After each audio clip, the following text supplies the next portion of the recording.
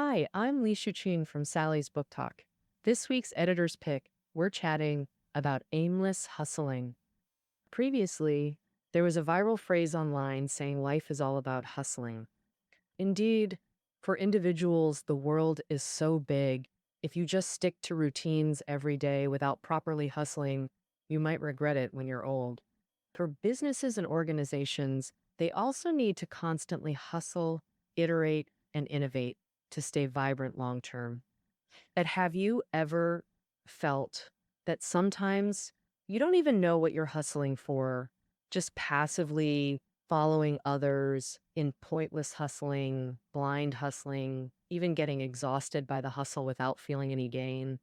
Take innovation, for example. No one would deny how important it is. But innovation often feels like you gotta think outside the box, be totally disruptive to create a killer product and make $1 billion. Thinking big ain't wrong, of course, but just blindly chasing disruption can leave you racking your brains with no good ideas, wasting all your time on endless meetings and brainstorming.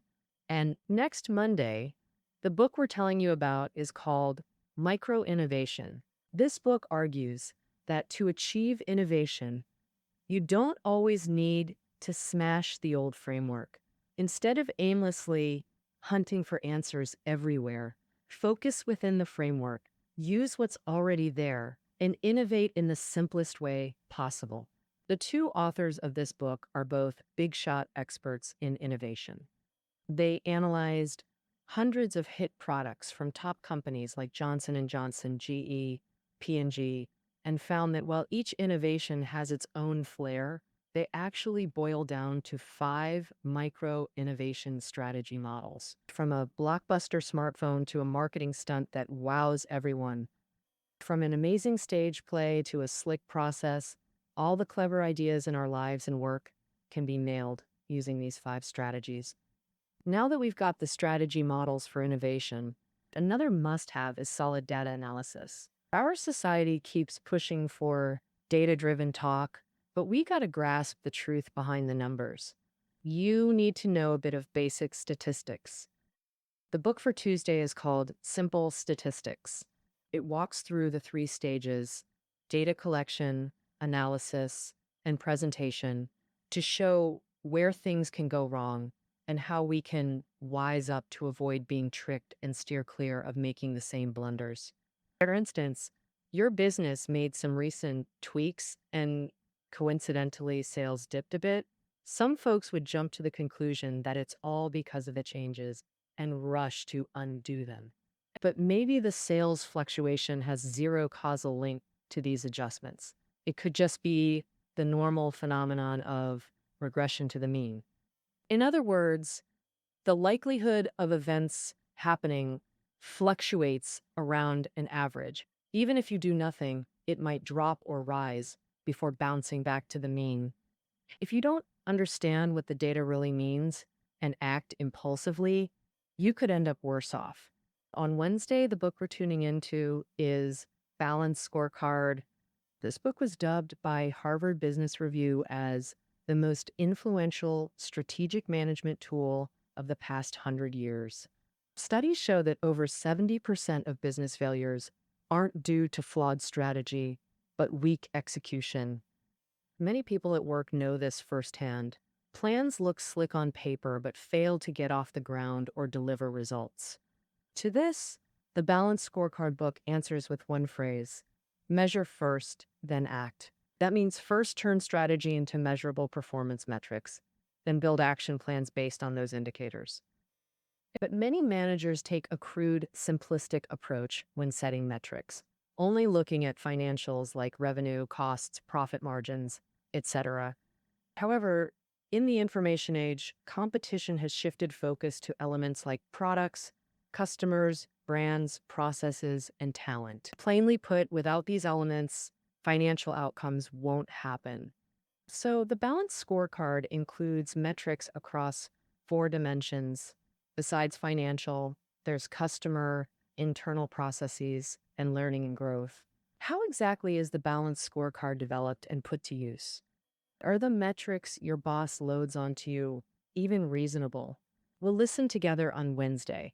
On Thursday, we'll dive into a history book to see how ancient folks did their aimless hustling. That book is History of the Southern Ming, a magnum opus by famed historian Gu Cheng, and a landmark work on this era.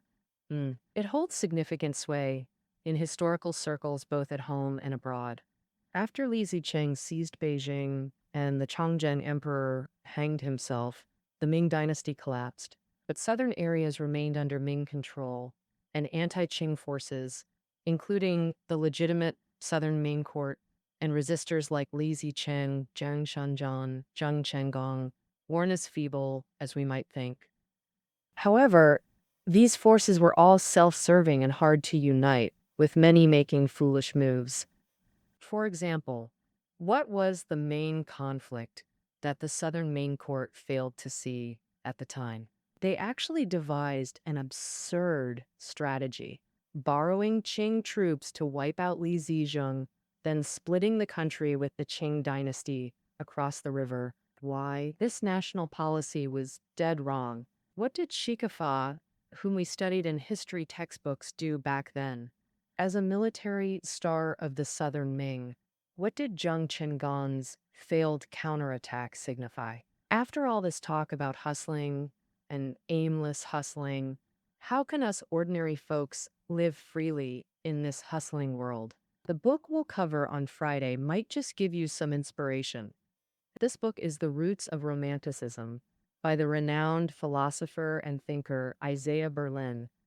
In an era where algorithms and tech data constantly invade our daily lives, understanding romanticism is super meaningful for us today because romanticism stresses human free will, seeing life as rich and colorful, never bending to cold, rigid rules.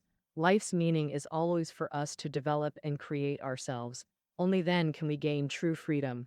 In The Roots of Romanticism, Isaiah Berlin analyzes the origins of Western Romanticism from a high-level intellectual history perspective and its impact on modern society. How is human free will increasingly emphasized, and what influence did the Romanticist movement have on music and art? On Friday, we'll listen together. Also, if you're into the topic of freedom, we at Sally's Book Talk previously covered Isaiah Berlin's other work, Liberty. This book holds landmark significance in British political thought history. Berlin not only shares his own take in the book, but also summarizes and reflects on key freedom ideas from the Western world before him. After listening, you'll know why. You can have the negative freedom of 996, but you should also have the freedom to reject it, the negative freedom of 996. And we've put a link in the transcript area below the audio. Just click to listen. Finally, on Saturday, we'll hear Einstein's collection, My Worldview. Einstein is familiar to all. He's the greatest scientist of the 20th century, hands down. Some believe his achievements could have earned him 7 Nobel Prizes. But what you might not know is that Einstein wasn't some old scholar stuck in an ivory tower. He published tons of articles on life reflections and sociopolitical topics compiled into this book, My Worldview. In this book, you'll hear about Einstein's values and life attitudes. He said, in my view, what truly matters among the forces driving humanity forward are creativity, emotion, and individual character. Only individuals can create nobility and dignity. All right, that wraps up the 6 books we're bringing you next week. Lastly, I've got a few more things to mention. First, next Friday, May 20th, we'd love to chat with you about love in classic literature. Whether you're searching for love, already have it, or wherever you are in your love journey, with whatever questions, you'll find answers in these books. If interested, just click the link below the audio. Second, many listeners have told us our narrated episodes are hard to find. And our product team has now added a dedicated search feature on our channel page, right below the book categories. We've also included a screenshot in the transcript area below showing where to find it. Additionally, to better serve you, our operations team wants to know how you access our content daily. Do you reach Sally's Book Talk via the Himalaya Lecturer button on the Gold Award or VIP page, or through subscription alerts in my library? Please leave your answer in the comments section. All right, that's all for this week's Editor's Picks. See you next week.